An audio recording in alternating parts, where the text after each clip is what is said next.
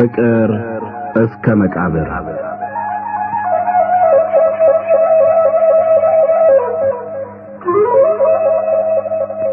ደራሲ ሐዲስ ዓለማየሁ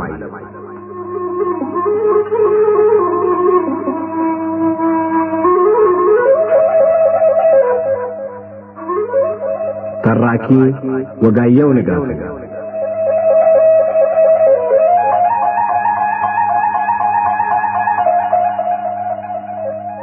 ፍቅር እስከ መቃብር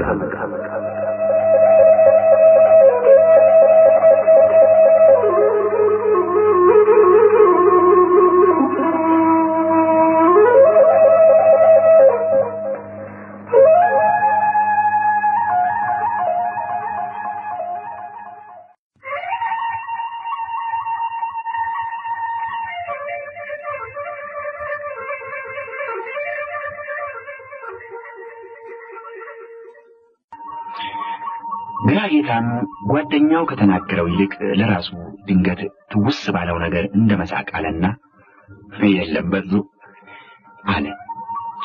ከሁሉ አስቀድሞ እኔ እንዲሁ ነገ ድንገት ተነስቼ ጌታ ሆኜ አልገኝም። ድንገት ጌታ በሆን ግን አንተና ሌሎች ወዳጆቼ ከኔ ጌትነት ይልቅ የእናቴ አባቴን ከዚያም አልፋችሁ የአያቴ ቅድመ አያቶችን ድህነት የምታጋንኑበት ቃል ስትፈጥሩ ትገኛላችሁ እንጂ ግራ ቀኝ ደግፉኝ አትመጡ። አንተ ጌታውን ልኝ እንጂ ያንተን ጌትነት ትቼ እናት አባትን ድህነት ላላጋንን ቃል ልግባ። ወዲያውም እናት አባትህ ጌቶቹን ዶች አላውቃቸውም አለበዛብህ እየሳቀ። እኔ ጌታዬን ሁለት ታውቃቸዋለህ። ይሄ እውነት ነው። እኔ ልንገርህ፣ ድሃ ድንገት ተነስቶ ጌታ ሲሆን ከሚያሽቃብጡለት የሚያሽሟጥጡት ይበዛሉ። እዚህ ጠልማ ማርያም የምትባል ሀገር ድሮ ጉዛም የነበሩ በኋላ ብዙ ገንዘብ ሰጥተው ፊታውራሪ የሆኑ ፊታውራሪ አንተነህ ተስፋ የሚባሉ ሰው አሉ። ወሬያቸውን አንተም ሰምተህ ይሆናል ሲል በዛብህ አንገቱን ነቀነቀ። ይኸውልህ እኒህ ሰውዬ ፊታውራሪ እስኪባሉ ድረስ የእናታቸውን ቅመም ሸቃጭነት ሰምቶ የሚያውቅ ሰው አልነበር። ኧረ የማታውቃቸውን ትቼ የምታውቃቸውን ልንገርህ። አጤ ቴዎድሮስ ባይነግሱ የእናታቸውን ኮሾ ሻጭነት ታውቅ ኖሯል ሲል ሁለቱም ባንድ ላይ ሳቁ። ይኸውልህ መስመሩን ይዞ ላልመጣ ጌትነት ከአሽቃባጩ ይልቅ አሽሟጣጩ ይበዛል። እባክህ ቀለሙ አለ በዛብህ እንደመቀየም ብሎ። አየህ አለ ቀጠለና፣ አየህ ሰብለ ጌትነትን እንዲሁ ከዘርቶ ለሰው እንጂ አትወደውም። የጌቶችን ኑሮ ስታነሳባት ኮሶ በጥብጠህ እንዳቀረብክላት ፊቷን ሲከፋውና ስሜቷን ሁሉ ሲመራው ወለል ብሎ ይታያል። በጣም ነው የምትጠላው። የያዙት ወርቅ ከነሐስ ይረክሳል የሚባለውን ተረት ታውቅ የለም? እንደዛ ነው። እስካለችበት ድረስ ጌትነቱን ትጠላው ይሆናል። ዛሬ ልጅ ናት። እንደ ልቧ መሮጥ፣ መጫወት፣ የፈለገችውን ማድረግ ትፈልጋለች። ስለዚህ ከዚህ ሁሉ እንድትወሰን ሲያደርጋት ለጊዜው ጌትነትን የምትጠላ መምሰሉ አይቀርም። ነገር ግን ሁሉ ፍላጎት የሚቀነስበት ጊዜ አለና ያ ጊዜ ሲደርስ አሁን የጠላችውን ጌትነት እንደገና ትፈልገዋለች።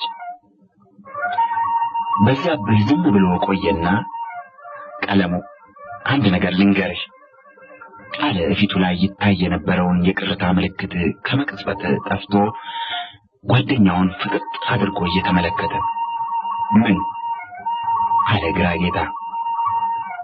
እኔ ስለማውቃት አንተ ስለማታውቃት ልጅ ነው እስካሁን የተነጋገርነው። የመከርከኝ ሁሉ ወደ ባሰ ወጥመድ እንዳልገባ ለኔ አስበህ መሆኑን አውቃለሁ።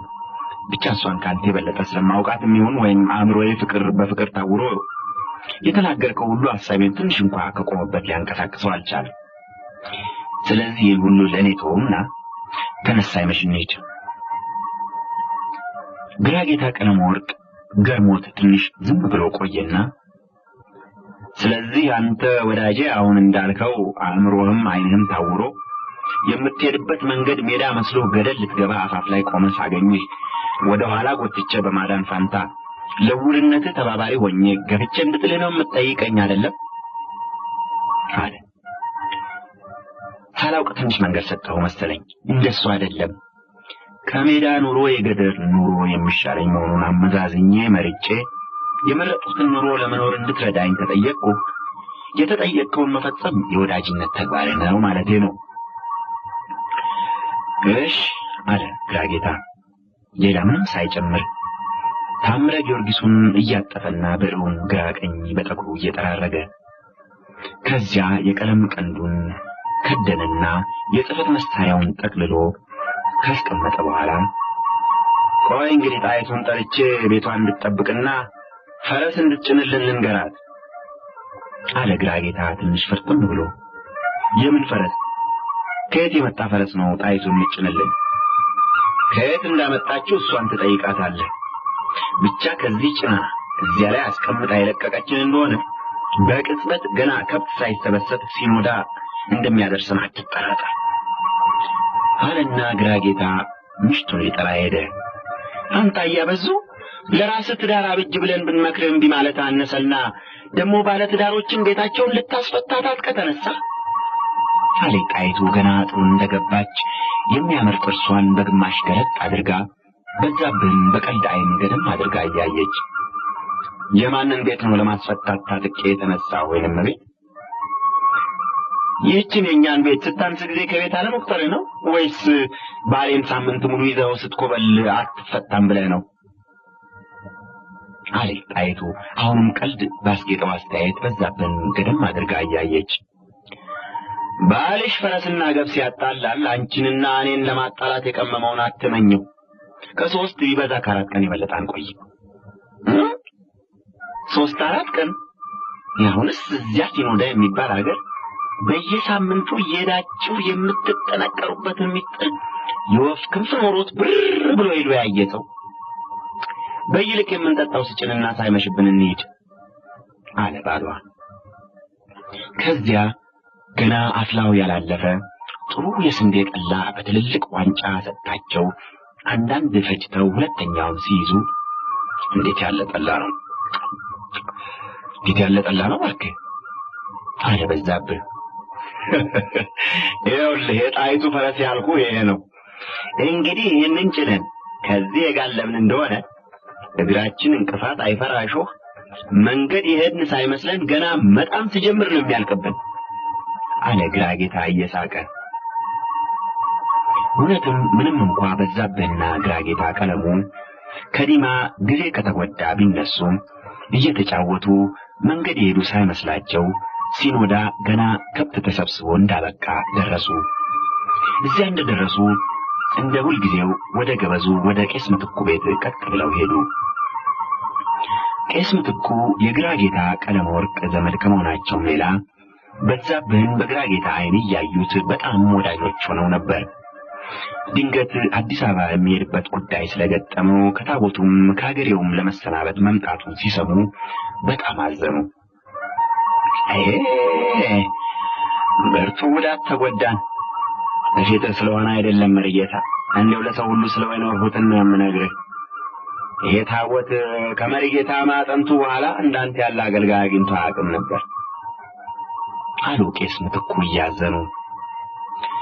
እስቲ እሱም እስካለ ድረስ እኔም እዚያ ቅኔ ቤት ካሉት መምህራን እንፈልጋለን። ግድ የለም አይታቆልም አለ ግራጌታ።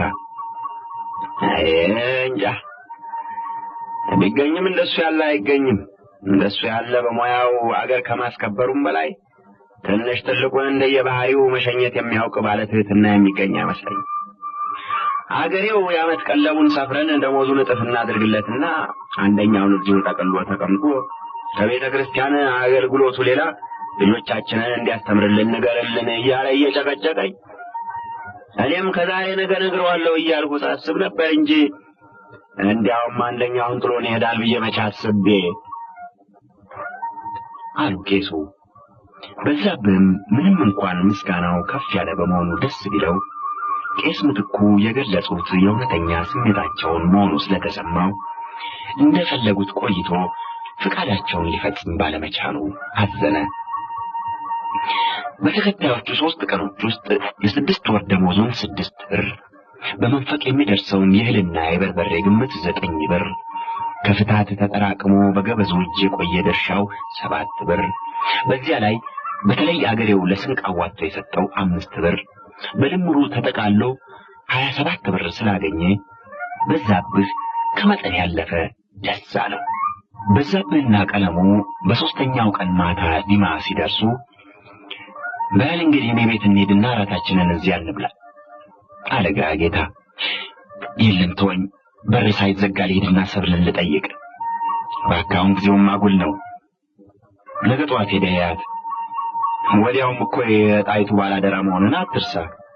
የወሰድከውን መልሰህ ሳታስረክብ በመካከሉ ቢጠፋ ትጣላላችሁ አለ ግራጌታ እንደመሳቀ ብሎ።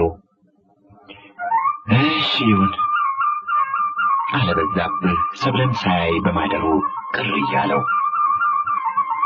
ጣይቱ ባሏና በዛብህ ያን ዕለት ይመለሳሉ ብላ ስላላሰበች ራት አላሰናዳችም ነበርና ድንገት ጊዜ ካለፈ በኋላ ስለደረሱ ደነገጠች። ቢሆንም ጠላ ሰጣቸው እየጠጡ እሳት እየሞቁ ሲጫወቱ እሷ ላይ ምድጃ ድስት እታች ምድጃ ምጣድ ጥዳ ትታደፍ ጀመር። ለመሆኑ እኛ ባንመጣ ጾም ልታድሪ ኖሯል አለ በዛብህ ለመቀለድ ያክል። ጾምማ እንዴት አድራለሁ? ያነው የሴት ራት በላ ነበር እንጂ። ምንድነው የሴት ራት? ከወንድ ራት የተለየ ነው? ሴት ጥሬውን ምናምኑን በልታ ታድራለች። የሴት ልቧ ነው እንጂ ሆዷ አይመርጥም ይባላል አለ ጣይቱ ከጢስ ጋር እየታገለች እንደምንም ዞር ብላ ሳቃለችና በዛብህም ባሏም ይስቁ ጀመር። ምን አሰብኩ ታውቃለህ አለ በዛብህ ከጣይቱ ጋር ጨዋታውን ትቶ ወደ ጓደኛው ዞር አለና። ምን አሰብ? ለሲኖዳ ሌላ መሪጌታ ከመፈለግ ለምን አንተ አትይዘውም? አሁን ያገኘሁትን ገንዘብ አንተ አመት ሙሉ አንገትህን አቀርቅረህ ታምረ ጊዮርጊስም ይሁን ሌላ ጽፈህ ከምታገኘው ጋር ሳመዛዝነው እኔ ያገኘሁት የሚሻል መስሎ ታየኝ። ስራውን በጣም ቀላል ነው። አመት ሙሉ ጽፈህ ምን ታገኛለህ? ግራጌታ ዝም ብሎ ቆየና ምንም አላገኝ፣ ቢበዛ በአመት 20-30 ብር ባገኝ ነው አለ። ያዘው እባክህ፣ ሌላ ሰው አይወሰደው። የጽፈት ስራንም ቢሆን የሚያስፈታ አይደለም። እስቲ አስብበታለሁ። የጽፈት ስራውስ እንዲያው ስለምወደው ነው እንጂ የድካሙ ዋጋ የሚከፍለው ነው አይደለም። አሁን ይሄ ታምረ ጊዮርጊስ ይሄን ያክል አድክሞኝ ስንት እንደሚሸጥ ነገር ያለው የለም። 20 ብር 30 አጥቶ እንኳን 35 አጣ። እዚህ ደብሩ ገበዝም ሌሎችም አይተው የጊዮርጊስን ስዕል የከበበው ሐረግ በተለይ ግንዱ በጣም ከበደ ብለው ለዋጋ ማራከሻ ይህን ምክንያት ሰጡ። እሱንስ እምቢ አልከኝ እንጂ እኔም ነግሬህ ነበር። ግንዱ የተቀባው ቀይ ከበድ ብሏልና ትንሽ ቢጫ ጨምረ ቀለል አድርገው ብዬ ነበር እኮ ታስታውሳለህ?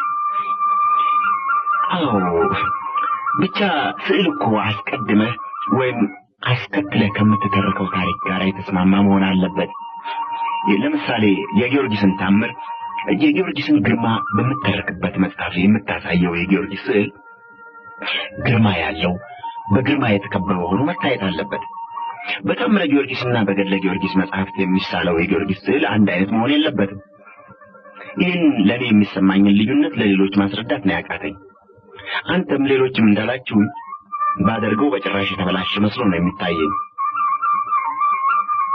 አሁን በዚሁ በ20 ብር ተስማማችሁ ታዲያ? አዎ ተስማምተን ገንዘቡንም ወዝፈውልኛል። ተጨረሳችሁ መቼስ ይሆና። ባቸኩል ኖሮ ግን ቢቸና ደህና ዋጋ አታጣበትም ነበር። ከራት በኋላ በዛብህ ወደ ቅኔ ቤቱ ለመሄድ ተሰናብቶ ሲወጣ ግራጌታ በውጭ ቆየኝ አደርሳለሁ ብሎ ወደ ጓዳው ገባ። ቅኔ ቤት በራፍ ሲደርሱ በል እንግዲህ እኔ ልመለስ አለ ግራጌታ። አልነገርኩም መሰለኝ ሜጫ እህቴ ታማለች ተብሎ ስለተላከብኝ ከነገ ወዲያ ወደዚያ መሄዴ ነው። መቼም ከመሄዴ በፊት ተገናኝተን እንሰነባበታለን። እንዲያውም እስኪሄድ አልለይህም። ነገር ግን እንደዛሬው የተመቸ ጊዜ አናገኝም ይሆናልና ይህችን አሁን ተቀበለኝ። በቀደም አንተ ራስህ ያልከውን አትርሳ። ሰው የሚፈልገውን ነገር አመዛዝኖ ከመረጠ በኋላ ያ አመዛዝኖ የመረጠው ነገር እንዲፈጸምለት የወዳጁን በጎ ፈቃድና እርዳታ ሲጠይቅ ያላንዳች ማጉረምረም ያላንዳች ቅርታ መፈጸም የወዳጅነት ተግባር ነው ብሎ 15 ብር በራፊ እንደተቋጠረ በበዛብህ እጅ ቁጭ አደረገለት። ምንድነው ቀለሙ? አለ በዛብህ እንደመደንገጥ ብሎ። የታምረ ጊዮርጊስ ዋጋ ነው። የተረፈውን 5 ብር ነገ ከቄሰ ገበዙ ተቀብዬ እሰጥሃለሁ። እስቲ ቆይ እባክህ ሁለታችንም ሰክረናል ወይስ እንዴት ነው? አለ በዛብህ በነፃ እጁ አይኑን እያሻሸ። የለም አልሰከርንም፣ ደህና ነን። እንግዲህ ዓመት ሙሉ ተቆራምተህ የደከምክበትን ዋጋ አሁን ለኔ መስጠት እንዴት ነው? እባክህ ዋጋ ቤት ገብቶ መከራከሩን ለገበያተኞች እንተውና አሁን ዝም ብለህ ተቀበለኝ። የለም ይህ በጭራሽ የማይሆን ነው። ስማ በዛብህ፣ አልሆነም እንጂ እዚህ ሀገር የምታገባ ብትሆን ኖሮ እንኳን ገንዘብ በእጄ እያለ ባይኖረኝም ተበድሬም ይሁን ለምኜ እኔ ነበርኩ የምድርህ። ስለዚህ ያ ቢቀር ይህን ተቀበለኝ እባክህ። እባክህ ቀለሙ፣ አንተ ምን አለህና ነው ይህን ሁሉ ገንዘብ ዛሬ ለኔ የምትሰጠኝ? እባክህን ተወኝ። ችግርን እያወቅሁ አሁን ስላስገደድከኝ ብቀበልህም ወዳጁን ሰርቆ ወይም ዘርፎ እንደጠፋ ሲጸጽተኝ እኖራለሁ እንጂ ደስ አይለኝም። እውነቱን ልንገርህ በዛብህ፣ ይሄ ገንዘብ ያንተ ነው። ገና ድሮ ሰብለን ማስተማር ሳትጀምር አዲስ አበባ ሄዳለሁ እያልክ ስትነግረኝ ለስንቅ የምሰጥህ ገንዘብ በእጄ ባለመኖሩ ይህን መጽሐፍ ጀመርኩ። ጨርሼ ሳልሸጠው መሄጃ ይደርስብኝና በጉዴ እወጣለሁ እያልኩ ስፈራ በእግዚአብሔር ቸርነት እስከ ዛሬ ቆየ። ስለዚህ ድሮውንም ላንተ አስቤ ዓመት ሙሉ የደገስኩትን ስንቅ አልቀበልም ብትለኝ በጣም አዝንብሃለሁ። በዛብህ የወዳጁ አድራጎት ልቡን ነክቶት ዝም ብሎ አንገቱን ደፍቶ ቆየና የአንድ ዓመት ሙሉ የሥራ ዋጋ ለኔ አለ በሻካራ ድምፅ ልቅሶ መጥቶበት። ለአንተ ምንድነው የበዛብህ? እንደ ሴት እንጀራ እየጋገረ እያበላ አንድ ቀን ፊቱ ሳይለወጥ ቆሻሻ እየጠረገ አስታሞ ላዳነ ወንድም ይሄ ምንድነው? ዝም በል ብቻ። ለሱ እግዚአብሔር በመተደበት ዋጋን ይክፈልህ። ያንተ ውለታ ምንም ዋጋ አይበቃውም። ሁል ጊዜ እንደማስብህ ስታውቅ ሁል ጊዜ እንድታስበኝ ነው እንጂ ለውለታ ለመክፈል አይደለም። ውለታ ሳይከፈል አብሮኝ ይኑር አለ ግራ ጌታም በተሰበረ ድምፅ። ምሽት ከማግባቱ በፊት ጽኑ በሽታ ታሞ ዘመድ ሁሉ ሲሸሸው በዛብህ እንዴት አድርጎ ያስታምመው እንደነበረ ስለታየው ልቅሶ መጥቶበት ከዚያ ሁለቱ ጓደኞች ተቃቅፈው ትንሽ ተለቃቀሱና በዛብህም 15 ብሩን ቅር እያለው ተቀብሎ ወደ የቤታቸው መንገድ ሲጀምሩ እንዴ ይኸውልህ የኔን ነገር እንዲያው እኮ ያላንዳች ችግር ከዚህ ተነስተህ ሰተት ብለህ ሄደህ ቤት እንደምትገባ አስመስዬ ነው የምሰናበትህ። ለመሆኑ ይሄ ያሰብከው ጉዳይ ብርቱና የታመነ ረዳት የሚያስፈልገው ነው? ማን አለ? አለ ቀለሙ እንደገና ተመልሶ ወደ ወዳጁ እያመራ። አዲስ አበባ ድረስ የሚያደርሰኝ ሰው አግኝቻለሁ፣ ምንም አታስብ። ማን እኮ? አለቃ ካሳ ዳምጤ ከሁለቱ አገልጋዮቻቸው ጋር አዲስ አበባ ላይ ደርሶኝ ይሰናዳሉ። ካሳ ዳምጤ ጉዱ ካሳ? አዎ ጉዱ ካሳ አለ በዛብህ ትንሽ እንደመሳቅ ብሎ።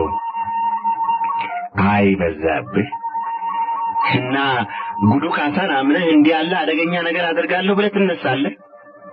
እንግዲያስ እንዲያውም በጠቅላላው ሐሳቡ ከሱ የፈለቀ ይሆናል። የብድ ሐሳብ። እውነትን ነው፣ በጠቅላላው ሐሳቡም ከሳቸው የፈለቀ ነው።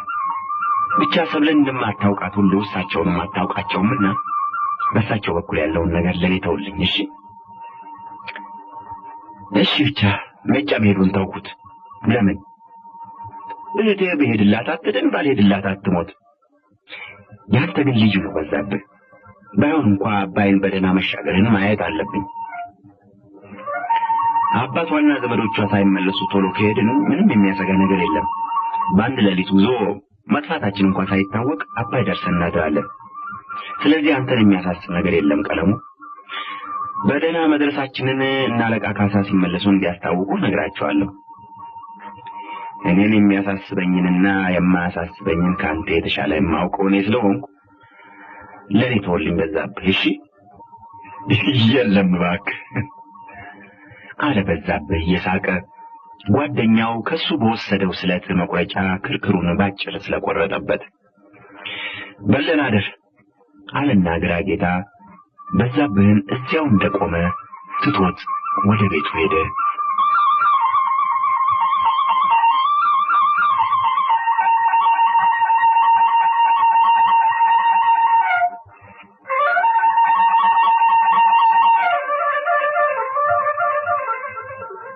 በዛብህ ከግራጌታ ቀለም ወርቅ ተለይቶ ቤቱ እንደገባ ወዲያው ወፍራም ጧፉን አብርቶ ጓደኛው የሰጠውን ብር ከሲኖዳ ካመጣው ጋር አንድ ላይ አድርጎ ቢቆጥር 42 ሆነ። ግራጌታ እንዳለው የዲማ ጎበዝ 5ቱን ብር ሲሰጡ 47 ይሆናል። በዚያ ላይ በዛብህ ራሱ ከብዙ ጊዜ ጀምሮ ቆጥቦ ያስቀመጠው 3 ብር ስለነበረው የ50 ብር ጌታ ሆነ ማለት ነው። ጉዱ ካሳስ ስንት ከብት ሸጦ ስንት ብር አግኝቶ ይሆን? ደው የሸጠውን ሸጦ 200 እንኳን ባይሆን 170 ወይም 180 ቢያገኝልኝ በበቃኝ። ያን ያክል ካገኘው ቶሎ መሄድ ነው። እኛ አባቷ ሳይመጡ ቶሎ መጥፋት ነው አለ በሐሳቡ። ከዚያ ሰብለን አግብቶ አዲስ አበባ የሚኖረው ኑሮ እየተለዋወጠ ታየው። የአንድ ደብር መሪጌታ ሲሆን ከዚያ አለቃ ሲሆን ሰብለንም እሱንም ደልቷቸው በደስታ ሲዋኙ እንደገና ድሃ ሆኖ ተቸግሮ ሰብለ ፊት ስትነሳው አይኗ ሌላ ሲመለከት ከባለጸጎች አንዱን ስትወድ ጠልቷት ከድሃ ጎጆ ሲያስወጣት ቀንቶ ሲገርፋት ደግሞ እንደገና ሰብለ ባጭር ታጥቃ ከድሆች ጓደኞቹ ምሽቶች ጋር ውሃ ስትቀዳ እንጨት ስትለቅም ስትፈጭ ከዚያ አብረው ቁጭ ብለው የድሃ ራታቸውን እየበሉ ድህነት መጣሙ ጌታ ሆኖ ለብቻ ከመኖር ከሰው ጋር ድሃ ሆኖ መኖር እንዴት ይጥማል በዙ ስትለው ይህ ሁሉ እየተለዋወጠ ባይኑ ፊት ሲሄድ በራሱ ውስጥ ሲንጫጫ ሌሊቱ ተጋመሰ። ከዚያ ልብሱን ለማውለቅ ቢያስብ እንደተደበደበ ሁሉ ሰውነቱ ድቅቅ ብሎ ብርቱ ድካም ስለተሰማው ሱሪውንም እጀጠባቡንም ሳያወልቅ እንዲሁ ተነስቶ እንጨት አልጋው ላይ ተጋደመ። በበነጋው በጣም ቀደም ብሎ ተነስቶ ወደ ሰብለ ለመሄድ ከቃጣ በኋላ ሰብለ ወደ እልፍኛዋ የምትመለስ እናቷ እልፍኝ ቡና ከተጠጣ በኋላ መሆኑ ትዝ አለውና እንደገና ተቀመጠ። ገና ወይዘሮ ጥሩ ዳዊታቸውን ውዳሴ ማርያማቸውንና መልከ ጊዮርጊሳቸውን ደግሞ ገና አዛዥ ዘሪሁን ከስራዬ ቤቶች ጋር ተጨቃጭቀው ቁርስ አስቀርበው ተበልቶ ገና እናዛዥ ዘሪሁን ከነሜቴ ፊት የተመለሰውን በልተው እያወሩ አንዳንድ ብርሌ ጠላ ጠጥተው ከዚያ በኋላ ቡና ተጠጥቶ ነው ሰብለ ወደ እልፍኛዋ የምትመጣ። በዛብህ ይህን ሁሉ ሲያስብ ዓመት መስሎ ታየውና ትግስት አጥቶ እጎጆው ውስጥ ሲነሳ ሲቀመጥ ቆይቶ በመጨረሻ ወደ ቤተ ክርስቲያን ሄደ። የቤተ ክርስቲያን ቆይቶ ጊዜው የደረሰ ሲመስለው ቀጥ ብሎ ወደ ሰብለ እልፍኝ ቢሄድ ገና ከእናቷ እልፍኝ ሳትመለስ ስለደረሰ ደጅ ተቀምጦ ሲጠብቅ ሰብለ ሀብትሽን አስከትላ ብቅ አለች። ወዲያው ደጅ ተቀምጦ ስታየው ልቧ መሸበር፣ ጉልበቷ መብረክረክ፣ እርምጃዋ ድንግርግር ማለት ስለጀመረ ቆመች። ፊቷ ደም መስሎ ከንፈሯም ግራ ቀኝ ጉንጯም ሲንቀጠቀጥ ይታይ ነበር። ምን ነሰብለ አለች ሀብትሽ። እንጃ ዛሬ ብዙ ጤንነት አይሰማኝም። ታዲያ ዛሬ ትምህርቱ ይቅርብሻል? የለም አይቀርም። እርሳሴን እማማ እልፍኝ ረስቼው መጥቻለሁ መሰለኝ። ተመለሽና ፈልገሽ አምጪልኝ እባክሽ። ሀብትሽ ወደ ሴት እልፍኝ መመለሷን ሲያይ በዛብህ የሰብለ መላ ገብቶት ቶሎ ተነስቶ ቤት ገብቶ ጠበቃት። የሱም ልብ ሽብት ይጋልብ፣ የሱም ጉልበት ይብረከረክ፣ የሱም ጉንጭና ከንፈር ይንቀጠቀጥ ነበር። ወዲያው እየሮጠች መጣ እቅፉ ላይ ስትወድቅ በአፉ ተቀበላት። እንዴት አደርሽ መባባል የለ፣ አንድ ቃል መለዋወጥ የለ። አብረው እንደሰነበቱ እንዳልተለያዩ ሁሉ ዝም ብለው ተገናኝተው ዝም ብለው ተያይዘው እሷ በሱ እሱ በሷ ውስጥ ሟሙ። ሰላምታ ምን ያደርጋል? ቃል ምን ያደርጋል? ሰላምታ የልማድ ንግግር ነው። ቃልም ስሜታቸውን ለማይተዋወቁ ለማይግባቡ ሰዎች የሐሳብ መግለጫ ነው። ስሜታቸው አንድ የሆነ የጋራ ፍቅር ያላቸው ግን የልማድ ንግግር አያስፈልጋቸውም። ከተራ ቃል ብዙ ጊዜ የበለጠ የስሜት መግለጫ የሐሳብ መግለጫ አላቸው። ፍቅር ቃሉ ሁሉ ተሰብስቦ ሊገልጸው የማይችለውን ስሜት የሚገልጽበት የራሱ ቋንቋ አለው። ሀብትሽ እርሳሱን ፈልጋ ማጣቷን ለመንገር እየሮጠች ብትመጣ አንገት ለአንገት እንደተያያዙ ስለደረሰች ዓይኗንም አፏንም በሰፊው ከፍታ በቆመችበት ደርቃ ቀረች። ዓይኗን ማመን አቃታት። ትንሽ ቆማ እንደተመለከተች ድንጋጤው አልፎ ፍርሃት ስለያዛት አፏን በሁለት እጇ አፍና ይዛ ወደ ኋላ ቀስ ብላ ፈገፈገችና ተመልሳ ወደ ሴት እልፍኝ ብትሄድ ወይዘሮ ጥሩ ከአባ ሞገሴ ጋር ቆመው ሲነጋገሩ አገኘቻቸው። እዚያ ትንሽ ቆም ብላ ቆይታ እመቤቷ ንግግራቸውን ሲጨርሱ ወደ ሰብለ እልፍኝ መሄዳቸው ስለማይቀር ቀደም ብላ ሄዳ ማስጠንቀቁ የሚያስፈልግ ስለመሰላት እንደገና ወደ እነ ሰብለ ሄደች። አሁንም አንገት ለአንገት እንደተያያዙ አገኘቻቸው። ብቻ አሁን ሲሳሳሙ አይደለም፣ ያን ያክል ጊዜ ጠፍቶ የሰነበተበትን ተጠይቀው ነበር። አለች ሀብትሽ እበር ቆማ እንደምትስል ሁሉ። ሰብለ የበዛብህን አንገት በሁለት እጇ እንደያዘች ዞር ብላ አይታት እንደገና ንግግሯን ቀጠለች። የያዘችው ሰውዬ ባሏ እንደሆነ ሁሉ ምንም የፍረት ምልክት ሳይታይባት በዛብህም የሰብለን አንገት እንደያዘ ዝም ብሎ ቆመ። እርሳሱን ፈልጌ አጣሁት አለች ሀብትሽ። ተይው ይጥፋ አለች ሰብለ ዞር እንኳን ሳትል። እሜቴ ተነስተዋል፣ ወደዚህ ሊመጡ ነው መሰለኝ፣ ትምጣ አለች ሰብለ ዞር ብላ። ትምጣ ስትል እናቷን የመላቅም የመጥራትም ምልክት በፊቷ ላይ ጎልቶ ይታይ ነበር። የለም መጽሐፍሽን ያዥና ቦታሽ ተቀመጪ አለና በዛብህ ቦታው ሄዶ ተቀመጠ። ብዙ ጊዜ ሰው አደገኛ ወጥመድ ውስጥ የሚወድቀው በሁለት መንገድ ነው። አንዱ የሰራሁትን ሰው አያውቅብኝም ሲል፣ ሁለተኛው መቼም ታውቆብኛል ይሁን ምን አባቱ ሲል ነው። ሰብለና በዛብህ መጀመሪያ ምስጢራችንን እኛ ካልተናገረን ወይም ሰው ካላየን የሚያውቅብን የለም ብለው ሲገናኙ ብቻ በፍቅራቸው እየሰከሩ ሊደርስባቸው የሚችለውን አደጋና ከሱ የሚያመልጡበትን መንገድ ሳያስቡ የሚያውቁትን ክፉ ዓለም ጨርሰው ረስተው ኖሩ። በኋላ ምስጢራቸው መገለጹን ሲያውቁ ከታወቀ ይሁን ምን አባቱ ማለት ተስፋ መቁረጥ ደረሱ። ፍርሃቱ ሁሉ ቀረ። በብርቱ ፍቅር ፊት የአባት የእናት ቁጣና ቅጣት፣ የሰው ሳቅና ስላቅ ምንድን ነው? የፈለገው ሁሉ አይቶ ቢስቅ፣ የፈለገው ሁሉ ቢቆጣ ለወደደ ከፍቅሩ የሚብስ አለ? የለም። ስለዚህ ትምጣ እናቴ አለች ሰብለ እናትሽ መጥተው ያውሻል ብትባል። ሰብለ መጽሐፏን ሳትገልጽ በጉልበቷ ላይ ይዛ እንደተቀመጠች ወይዘሮ ጥሩ መጡ። በዛብህ መጣህ? የት ጥለህን ሄደህ ሰነበትክ እባክህ አሉ እንደ ሁልጊዜው በደስታ ፊት። ብርቱ ጉዳይ አግኝቶኝ ሲኖዳ ሄጄ ነበር። ማን ነው ደብረ ወርቅ ሄድክ ብሎ የነገረኝ? ይሁን ብቻ ደህና ሄደህ ኖሯል? በደህና ተመለስክ?